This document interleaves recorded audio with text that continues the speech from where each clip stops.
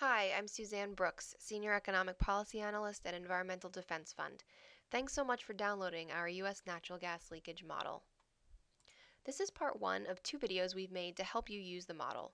Part one will give you an overview of how it works, and part two will run through an example scenario to help you interpret your results.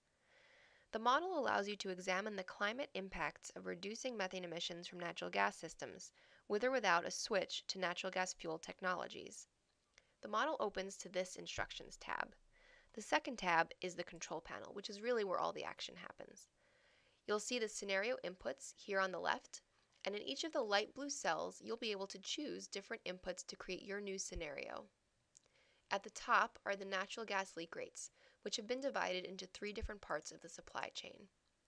The values that you see here for the well-to-city gate and local distribution leak rates are based on the best available data from the Environmental Protection Agency. We've also estimated a pump-to-wheels leak rate for the transportation sector, based on data from the scientific literature. These total up to 2.8% across the supply chain. However, since there is still some uncertainty associated with these estimates, we've provided the ability to adjust the baseline or current leak rates if you happen to disagree with these estimates. You can also change the policy case or future leak rates if, for example, you're interested in seeing the implication of a reduction in leaks. You'll also notice that when you click on any of the light blue cells, a user tip box appears to provide additional guidelines.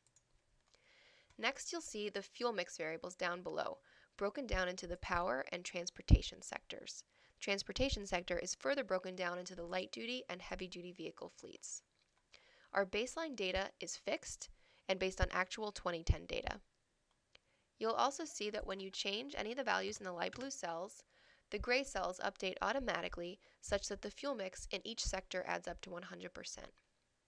If you'd like, you can also change the power sector fleet efficiency for any new coal or new natural gas that you add above the baseline share. The baseline efficiencies or heat rates correspond to 2010 fleet averages. Again, if you click on the light blue cells, there are user tip boxes that appear to guide you. The results are shown in this graph at the top right and this table in the bottom right. There's also a larger version of the graph in the Summary Chart tab. Watch part 2 to walk through an example scenario and hear how to interpret the results.